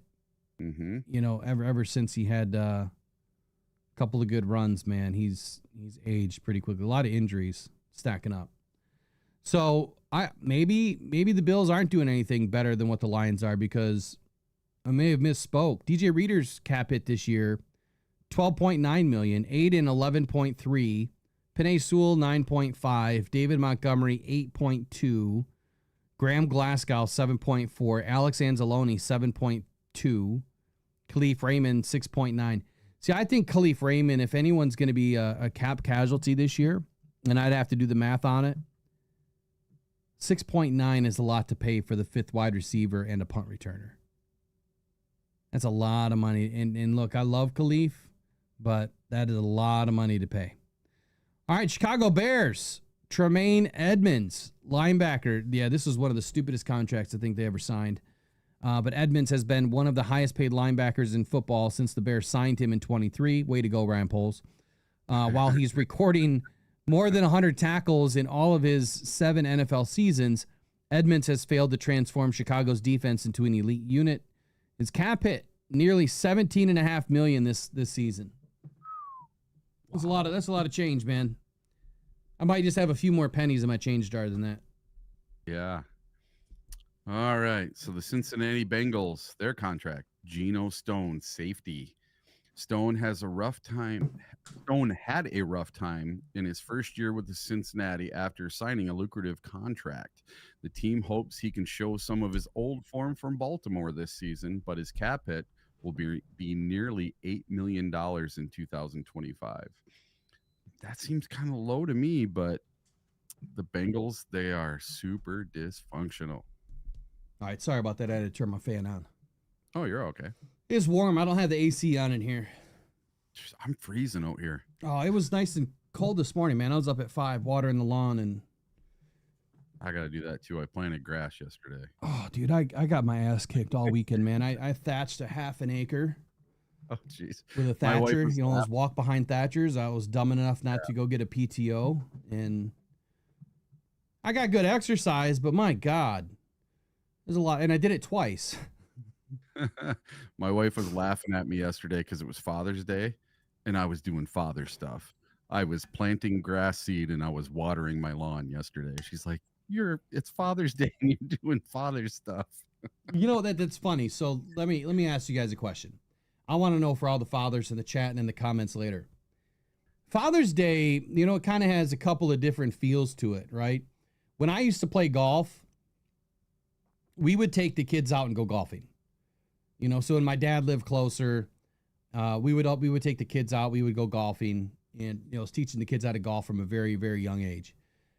I haven't been able to golf since 2020, well, since 21 really. So there's that, right? Are you the kind of dad that takes off for the day and just kind of does your own thing? Or do you stick around with the kids? Do you do stuff around the house? Do you take off for the weekend with the kids? Is it just you and the kids, or is it the mom involved too, depending on your situation? So for me, it was always spent with the kids. Every Father's Day, always spent with the kids. But my kids are in Florida, so it's kind of hard to do that. But we still at least, you know, get to conversate, you know, yesterday and whatnot. Anyway, so I'd like to know in the comments below, what do you guys do on Father's Day? All right, Bengals, Geno Stone, safety. Oh, we just did that one. Oh, you did. I'm sorry. Browns, Deshaun Watson. This is not a secret, right? Of course he's the highest paid, player on the team and the worst contract ever. I still want to know what pictures or video evidence that he has on Roger Goodell or somebody. He's got something. He has to.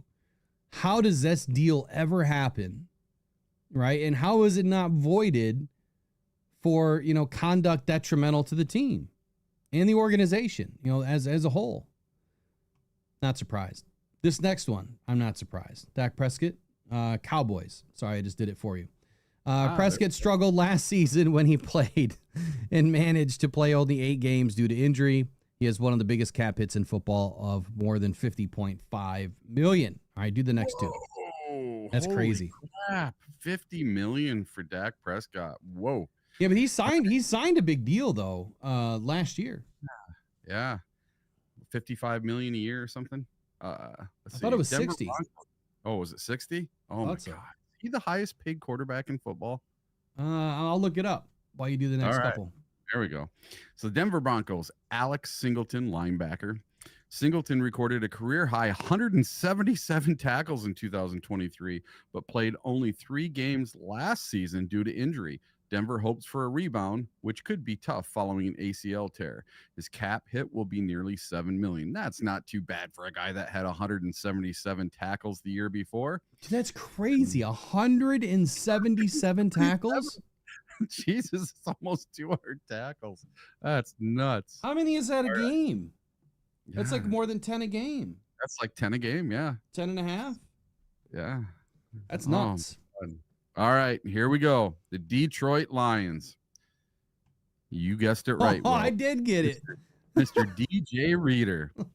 Detroit added DJ Reader to beef up their defensive line last season. While he helped stop the run, he also missed time due to injury and only saw about 50% of the defensive snaps.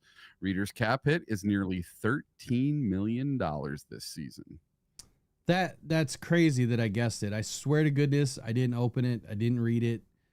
I just kind of had to think about it. Like, who would they say is the most overrated or the highest paid?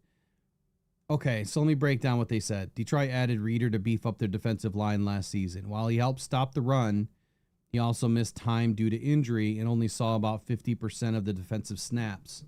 Reader's cap hit is nearly $13 million this season. Okay. Yeah. Now, you know, I'm going to stop and break this down for a minute. Okay. Yep. And Reader's going to be a little healthier this year going into year 2 after those injuries that he occurred, the quad injury. Great point, right? So last year was he, you know, just kind of working himself back into the defense, right? Well, yeah. I mean, early in the year, he didn't do training camp, nothing, because he was still rehabbing.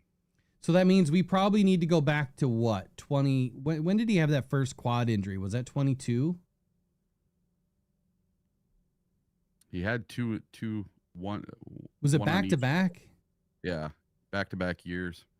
Okay, so let me just break down his snap counts, because here's what I'll tell you. I knew this about DJ Reader anyway. He's always been a 50%er. We're close to. Always. So let's go back to 21. No, I'm sorry. Let's start with 24. He had 507 snaps.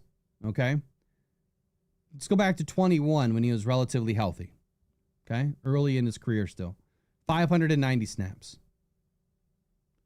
Not much of a difference. Not much of a difference. 2020, COVID year, 259 snaps. 2019, 622. It also has to be relative to how many snaps the defense took, right? So even though it's 622, maybe the defense had 1,200 snaps or 1,100 snaps. I don't know. I don't have that full number in front of me. 2019, 638. 2017, 526. 2016, 404. Okay, 23, 535. 22, 397. I think he was injured that year. And 21, 590. So he's always averaged around 550-ish a year. Yeah. So this again, this is why I like to dig into the stats and research things, because they're saying that while he missed time due to injury and only saw 50% of defensive snaps, hello, he's always played 50% of the defensive snaps. How much injury did he have last year? Not a ton. Did he miss, one game? I think one game? Yeah, he missed a game about 3/4 of the way through the season. Let me see if I can find his game by game. He was here. relatively healthy. He just didn't play a lot last year. But he played his normal amount. Yeah. That's the whole thing that I'm saying. It's like he played his normal amount. Okay, so he missed, what was it, week 10? Yeah. That's it, week 10. So, look, the fact that he still finished with 50% of the snaps, again, I think that's right in line with where he's been taking his snap counts. Against the Jets, he played his most snaps last year at 58. That was probably his best game of the season. Well, I think Dallas was his best game of the season. Yeah. He only played in 24 snaps, but again, I think it's because they were doing a good rotation. He graded out an 85.3, 89.3 against the run. And then against the Jets, 83.3, 72.4 against the run. He finished overall as an 80.8, 78.2 against the run, 55 in tackling, 69.4 in pass rush. That's a damn good defensive tackle. Yeah. Just like a damn good haircut, right? I don't get those anymore. So back to quarterback salaries. We were asking ourselves, what were the contracts for quarterbacks this year? So Dak is, averaging 60 a year. Trevor's at number 2 at 55. Jordan Love's at number 3, tied for third at 55. Josh Allen 55. Joe Burrow 55. Tua Tagovailoa 53. Brock Purdy 53. Jared Goff 53. So Jared Goff is actually 1, 2, 3, 4, 5, 6, 7, 8. He's the 8th highest paid, or tied for, the 4th highest paid, I guess, if you would put it that way. Yeah. So 60, 55. And his 53. contract just kicks in this year, Goff. This is the first year on his new deal. Which is like $70 million. Yep. I'm sorry, next year. This year he's only getting paid 36 or something. Base salary of $18 million, prorated signing bonus of 14.6. His overall cap number is 32.6. Next year it balloons to 69.6, and then it drops down to 54.6, and then it goes back up to 61.6. But here's the thing. The Lions parked $55 million of guaranteed salary into next year's contract. So they're going to try to pay him all of his contract next year So the last 2 years of his deal, 27 and 28, zero guaranteed money. So 2027 is the walkaway year. And I think that the Lions set that up perfectly, right? Because Dan and Brad are both extended through, I think, 27 or 28. Mhm. So even if they left the Lions, they didn't leave the Lions in peril. Does that make sense? Yeah. They didn't leave us with this big golf contract if they ended up leaving, if they left at all, which I don't think is going to happen. All right, who's next? Green Bay Packers, Jair Alexander, who, by the way, was just released, and they ate $17.1 million by releasing him. A two-time Pro Bowler, Alexander's availability has become an issue in recent seasons, which is true.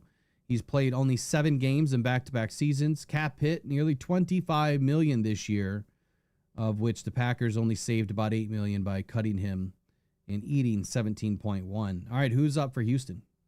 All right. It is tight end Dalton Schultz. Houston deserves credit for supporting young C.J. Stroud, but Schultz's addition has been costly. He only had 532 yards and 2 touchdowns last season, but is set for a cap hit of $14 million. You can do the next one, too. All right. This next one, the controversial quarterback for the Indianapolis Colts, Mr. Anthony Richardson. The guy that can throw it a mile but can't hit the broadside of a barn. Richardson's cap hit of only about $9.3 million is minuscule for a starting quarterback, but his struggles have made it costly. He completed less than 48% of his passes last season and could lose the starting job to Daniel Jones in 2025. Let that sink in. Now, look, he's got a rookie deal. He does. Okay, so it's not as bad. And he struggled with injury. And I think, again, it points back to, is he in the wrong position? Right? Yeah. If you want him to run, you should have made him running back. Like, I think that he would have been a hell of a running back. He would have been the next Derrick Henry. He's that big, he's that fast, but he gets injured a lot. So that probably wouldn't have worked out over the long term. Anyway, what were you going to say? Speaking of injuries, he's injured right now. He could not perform in OTAs, and he is hoping to be ready for training camp. That's just nuts. His shoulder one time again. Has he had surgery yet to fix it? I don't know. And how you have a medical staff that doesn't see that stuff, might want to get some new doctors. Right. Well, hey, you insert Daniel Jones. Look, I don't think Daniel Jones is that bad of a quarterback. I think that he still has some life left in him. I think he needs a good opportunity. The Giants didn't give him a great opportunity. And then we've seen what's happened with some quarterbacks that move around. Okay, who's up next? Jags. Yeah. De'Ami Brown, wide receiver. Brown was a free agent in addition to Jacksonville during the offseason. Cap hit of $10 million doesn't suit his role or past production, but he will likely be the number 3 in the pecking order at wide receiver. Okay, going back to the article that we read this morning. Yeah, they're saying $2.5 million for Tim Patrick is too much, and he's going to rob the Lions blind by making $2.5 million and being at least the 3rd, probably the 4th wide receiver. De'Ami Brown's making $10 million as a 3rd. He had what? He has never recorded more than 30 catches in a season. Remind me, Eric, didn't Tim Patrick have more than 30 catches last year? Oh, he did. Yeah, 33. Yeah, he 30. did. It was 33 or 39, something like that. Yeah. So, again, I hate clickbait. What about Kansas City? So Kansas City's right tackle Jawan Taylor. The Chiefs are paying Taylor like an elite tackle, but he hasn't played the part in his first 2 seasons with the team. While durable, he's committed routine penalties on the right side of the line.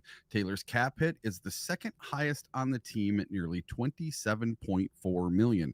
And if you remember, Taylor is the right tackle that always lines up really far back and jumps off sides all the time, or commits the false start penalties all the time. He must be from that one school that just doesn't know how to train their offensive linemen. And he hardly ever gets called for it. He lines way back up where he's not supposed to, and he starts before everyone else, and it only gets called once or twice a game. Well, there was at least six of, I forget what the penalty is called now. Why is my brain escaping me? False start. Yeah. Well, no, not false start. Offensive. It's a formation penalty. Yeah. Illegal formation. So your helmet has to be at least halfway up or above. That would have been sounded bad. Above the center's butt. So if it's not, then that's illegal formation. There was at least 6 of those penalties against the Lions not called, and then all the false starts. Yep. Okay.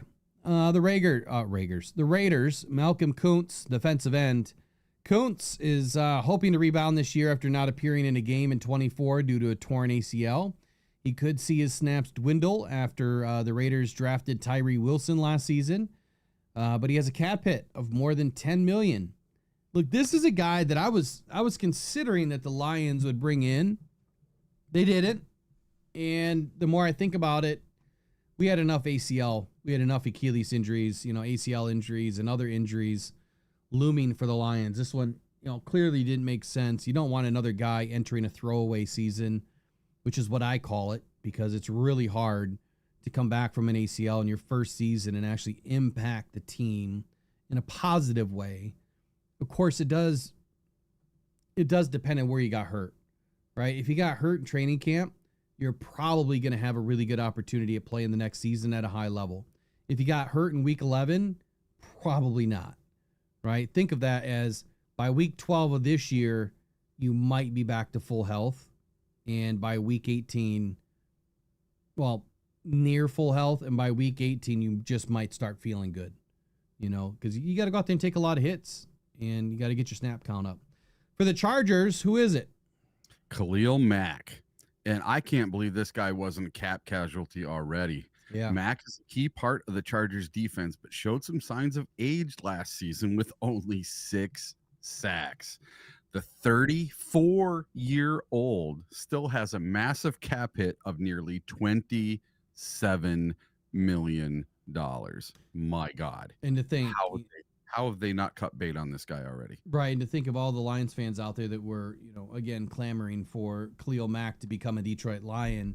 He had 6 sacks last year. And that is going to be a topic of conversation tomorrow that I think I'm going to have to put that on the sheet right now is let's take a look at some of the sack numbers, because I keep hearing, we need Z back so that we can get our sacks up, right? So we can have a better defense. And I'm going to explore that tomorrow, because I don't think that that's the right answer. And I'm not going to give away too much of it, but 6 sacks, $27 million, and you wanted this guy on your team? You know who you are. How about the Rams? Tutu Atwell, wide receiver for the Rams, $10 million in 2025. He's shown some growth in 4 seasons. He's still young with the Rams, but his role still remains secondary behind Devontae Adams and Puka Nacua now. Cap it at $10 million. Look, I don't think he's going anywhere, but they've got one of the most expensive wide receiver rooms in the league just between Atwell and Devontae Adams. Puka Nacua is not making squat. So next up, Miami Dolphins. Well, there again, there's a third wide receiver making $10 million. Yep.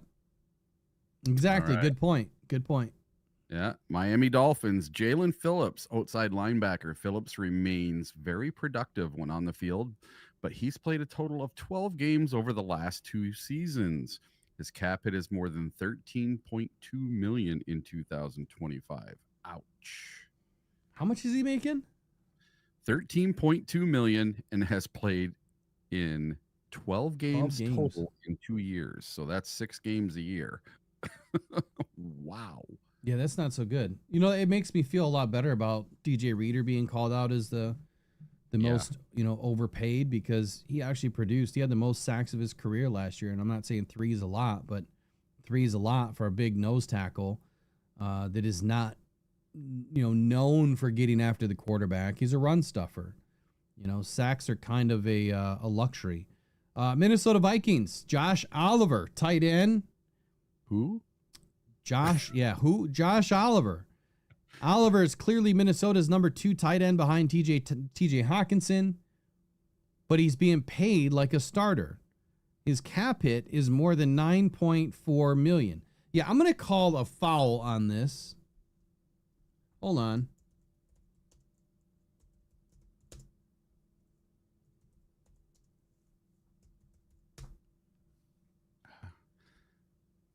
How about Aaron Jones? Well, I wanted to take... Oh, this is not the one that I wanted to be in. Hold on, I got to get SpoTrack up because it actually lets you... lets you adjust things. Okay.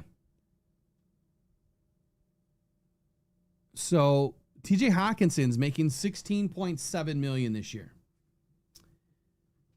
That's who I would say is the most overpaid tight end or most overpaid player on the roster.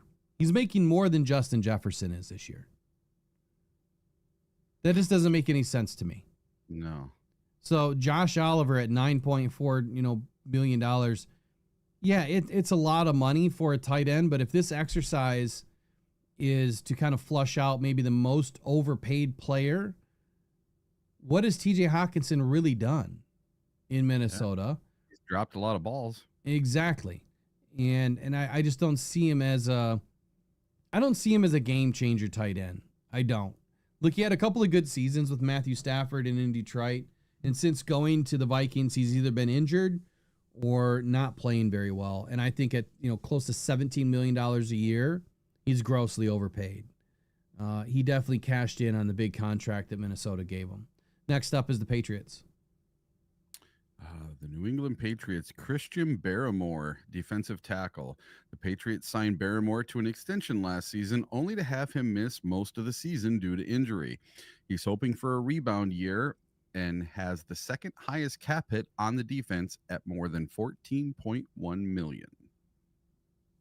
So Raw B1 says the Detroit Lions have had such a bad history that analysts and recognized vets turned broadcasters are looking for anything to nettle and question everything Detroit has done the last 5 years. It's an interesting point. From drafts, contracts, players re-signed, coordinator brought in, quarterback play by golf, free agency signings, players that get let go. The consensus is they're looking for any reason to hate, despite Detroit been making the right moves. You're exactly right. And it's kind of why I get really bad heartburn over some of the content that I see and a lot of the articles that get written. And now we're in the dead time of the year, and I think it's going to get worse. It's going to get worse before it gets better.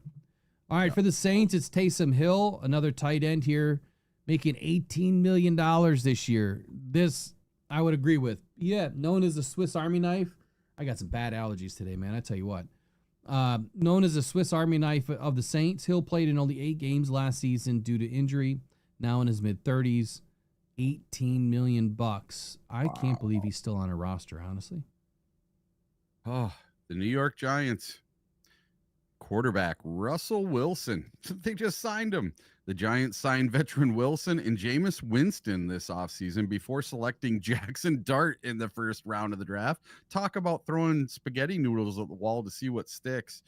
Wilson could begin the year as the starter, but doesn't look like the long-term quarterback in New York. His cap hit will be more than $11 million. Well, $11 million's cheap for Russell Wilson. That's nothing. Yeah. Yeah, I think that there was a good signing for them. He's going to help Jackson Dart get moved along. Question to the chat, obviously, below in the comments. Does Jackson Dart start by week 4? I think he does. I think Jackson Dart starts by week 4. I think it's going to implode for Russell Wilson, and Jameson Winston is Jameis Winston. So, anyway, New York Jets. This one's just funny. Like, really? A kicker? A kicker. The kicker.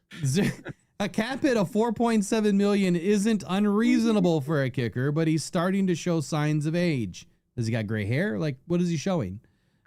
He played in only 8 games last season and made just 9 of 15 field goal attempts. I mean, only 15 field goal attempts might be the problem. Like they didn't kick I enough. think he purposely missed them because he didn't like Aaron Rodgers and he wanted him off the team. So those were game-winning or losing field goals that he was kicking, and I think he purposely missed them because he didn't like Aaron Rodgers. That's funny. I never even thought about that. All right, this next one. This is a guy that a lot of people have wanted in Detroit as well, and this is Bryce Huff, outside linebacker for the Philadelphia Eagles. He's done an excellent job managing, or Philly has done an excellent job of managing their cap. But the addition of Huff didn't pay off last season. He recorded only 2.5 sacks in 12 games after coming over from the Jets, and he will have a cap hit of more than $7.4 million. Look, that's not bad. This is a guy that I wouldn't have minded to be on the Lions roster, and especially at $7.4 million. I mean, it's like what you're going to pay Alex Anzalone. The problem is exactly what I've been talking about. Huff goes to the Eagles, and he comes from a 4-3 scheme. And he goes to a 3-4 scheme. You can't do that. Or, I'm sorry. The Eagles are they playing 4-3 or 3-4? Hold on. They're 3-4. Yeah. I'm pretty sure it's 3-4. Yeah. Yeah, they have elements of 4-3 and 5-2, like most teams do. But they're predominantly a 3-4. So that puts him at the outside linebacker spot, as it says. Now, in a 4-3 system, where he was with the Jets, he was able to affect the quarterback a lot easier. And that's because that scheme fits him better than what the 3-4 does. All right. Up next, we got the Pittsburgh Steelers with tight end Pat Freiermuth. Man, the tight ends are not getting crushed. Today.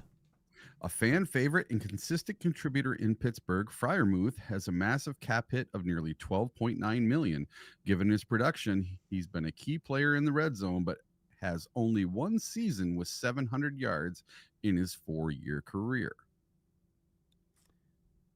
So, poor Pat, man. He is so clutch at times. He is so clutch. $12.9 million though, that's a huge overpayment. Rod Miller in the chat wants to know when we're gonna get that Cam Sutton money back. I still haven't heard anything. I don't even know if they've had a trial on this. To be honest with you, we should probably dig into that. That $10 million is in limbo. Yeah, I know they had to put it in escrow. I don't remember how much they had to put in escrow. But that's a good point, because that could take $40 million to $50 million. Yep. I'm going to have to reach out and see what we can't find out. All right, San Francisco 49ers, Trent Williams, left tackle, a likely future Hall of Famer. Williams has been rewarded, but he's also showing signs of age. Obviously declining due to injury. 37 years old. He's making more than $21 million this season.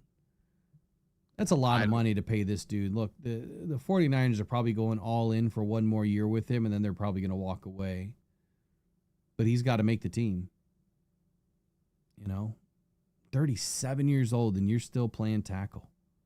And he's still one of the top tackles. That's crazy. All right, who's next? Seattle Seahawks. Oh, Jesus. Another tight end, Noah Fant. Seattle has a history of paying its tight ends more than their production deserves. Fant only had 500 yards receiving last season, but his cap hit is more than $13.4 million. Come on, tight ends. You guys need to start stepping it up here. Yeah, look, this one makes sense to me too. I mean, it's another tight end that's getting overpaid for little production. Another guy that the Lions wanted in the Honolulu Blue is next for the Tampa Bay Bucks, and that is Hassan Reddick. Outside linebacker. Big risk with Reddick. Struggled with the Jets last season. Only recorded 1 sack in 10 games. Another guy that benefited from the 3-4 scheme before going...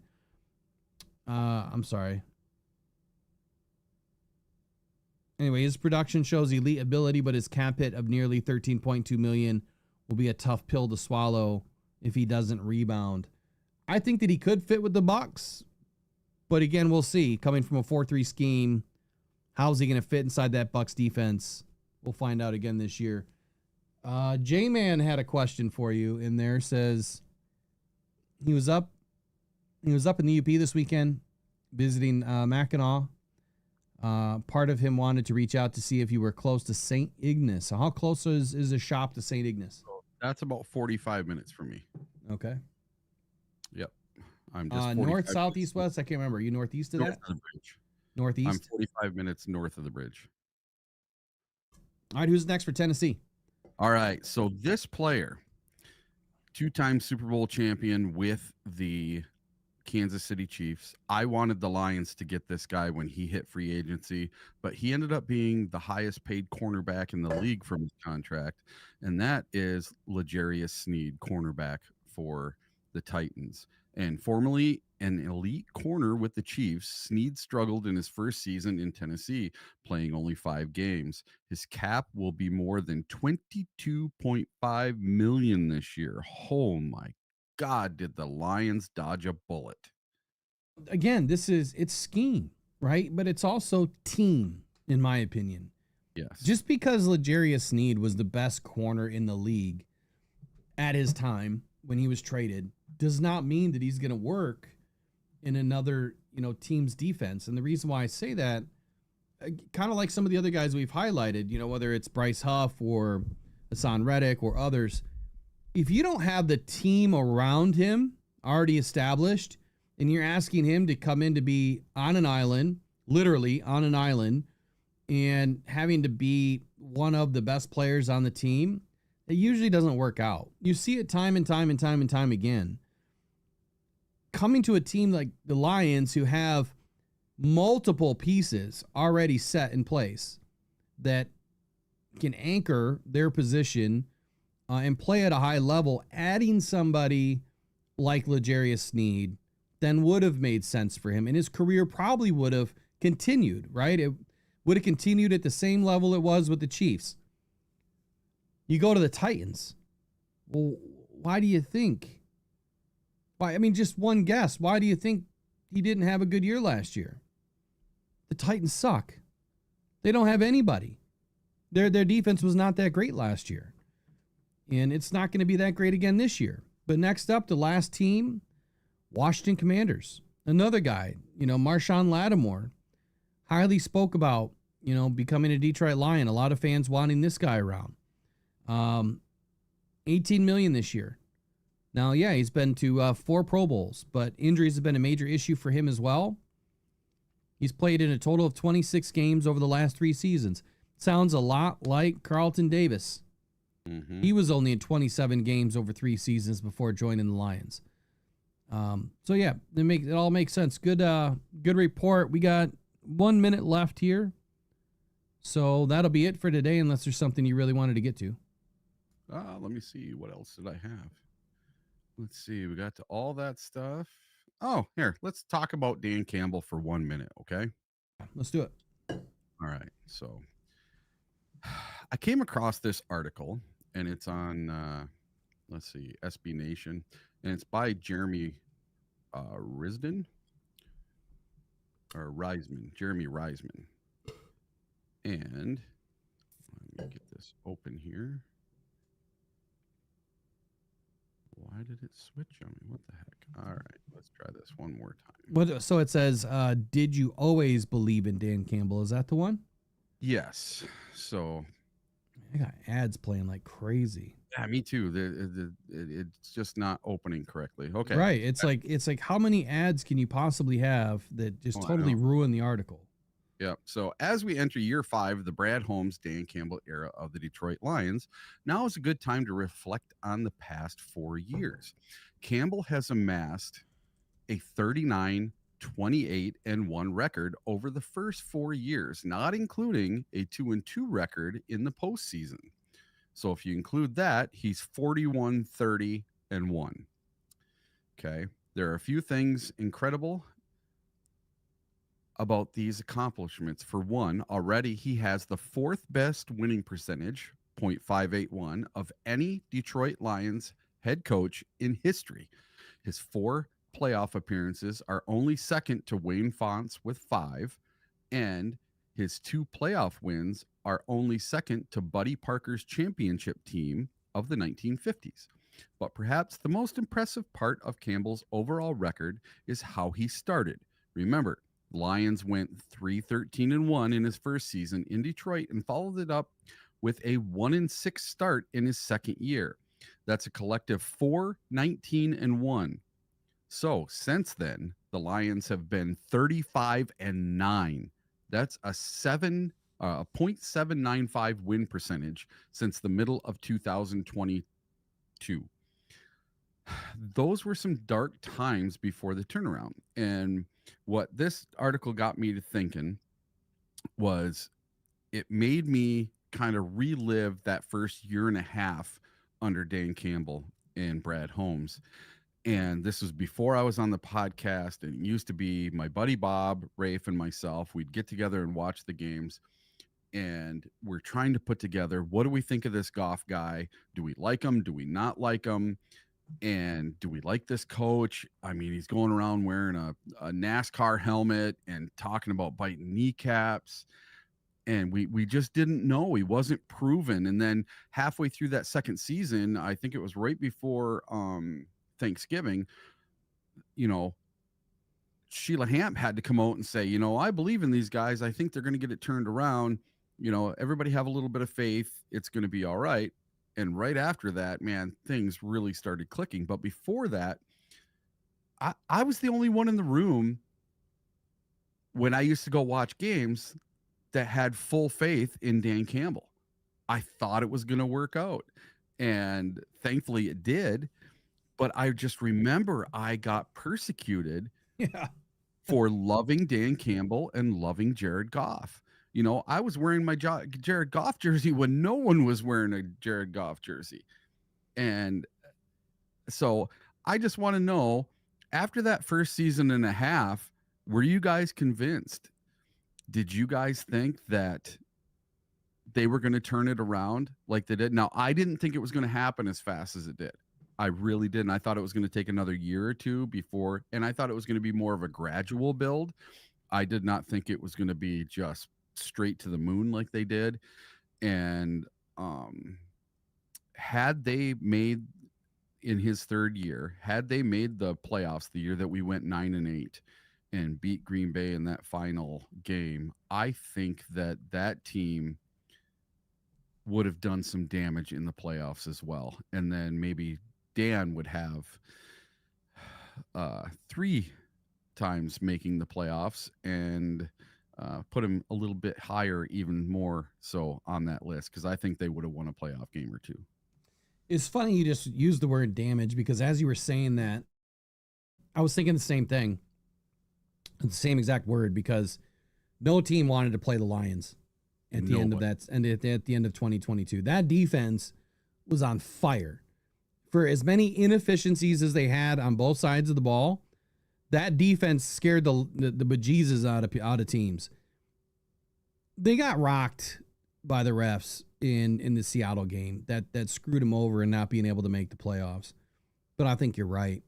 I want to say the Lions were 1-6 when Sheila Hamp went to the mic. So it was a little bit before Thanksgiving, but I think we were 1-6. She comes to the mic and says, "Look, I trust in the process. We have a process.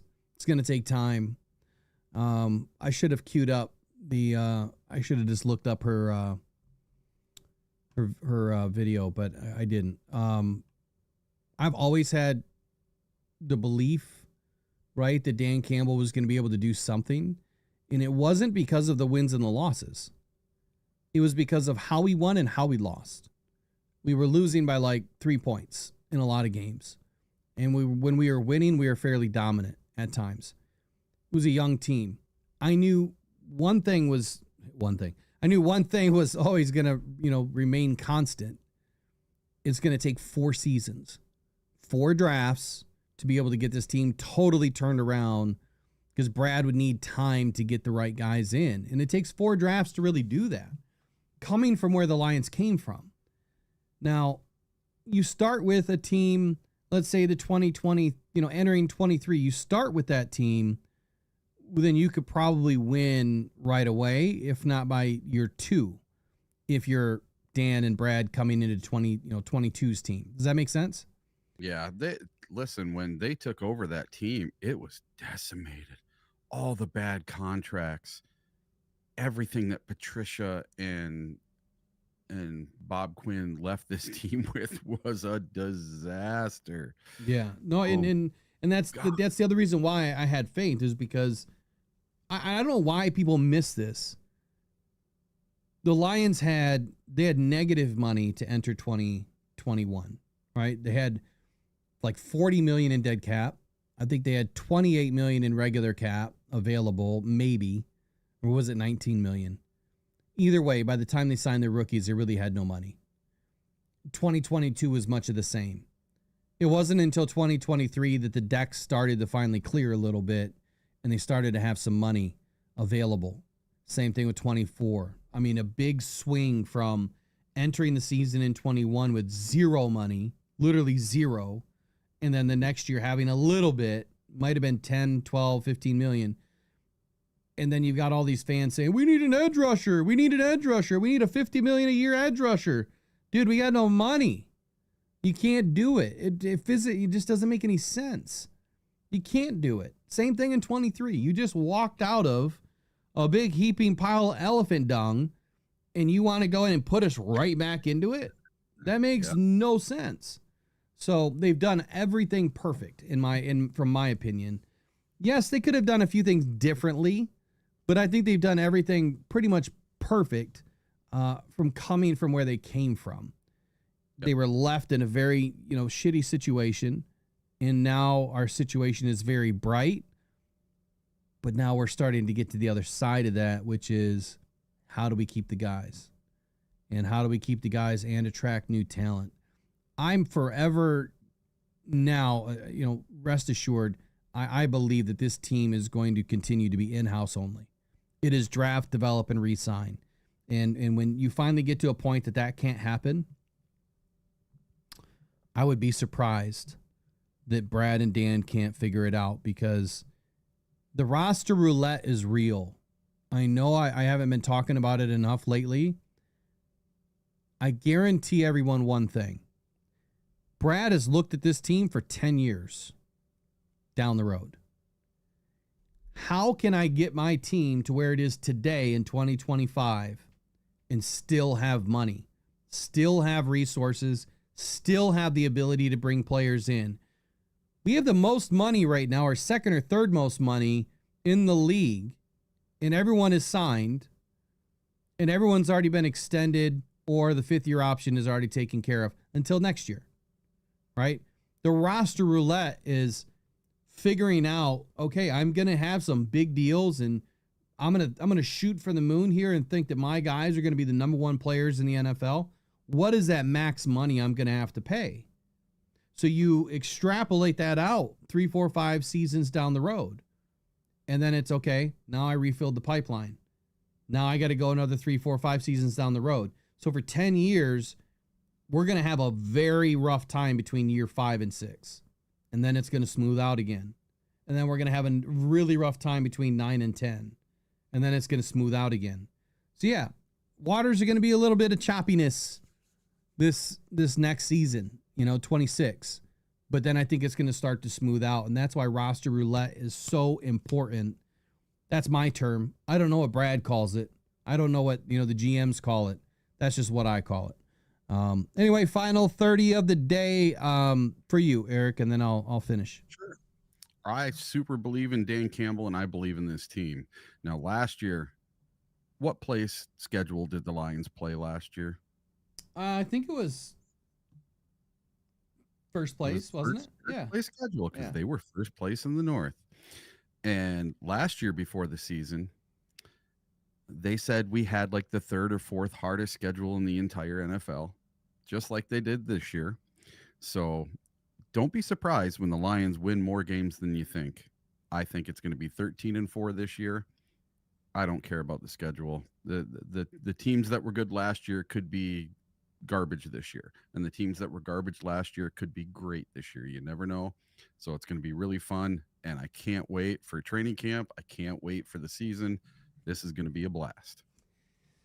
Oh, I can't wait either, man. We say it every year. We're going to blink and it's going to be here. over the next couple of weeks. We know Eric is going to be gone now for a couple of weeks, so he'll be back 2 Mondays from now, right? Not next Monday, but the Monday after. Yeah. And I'm going to need a little bit of time off, so I'm going to update the schedule. You can look for it on the bio of the YouTube. I'll also put out a message on the YouTube at some point today when I can take a look and merge all of my schedules. But most importantly, man, look, we are entering a very, very fun season. And to your point, yeah, we played the first place schedule last year. And when you looked at it, we had 8 games against 7 playoff teams, the Minnesota Vikings having been 2 of those games. And we won 15 games with our 3rd and 4th, string guys on defense. Yep. Everybody is back. Right? Everyone that mattered really is back. I'm sure they wanted to bring a couple more guys that they just couldn't get. And to your other point, I put this out the other day, worst to first, first to worst.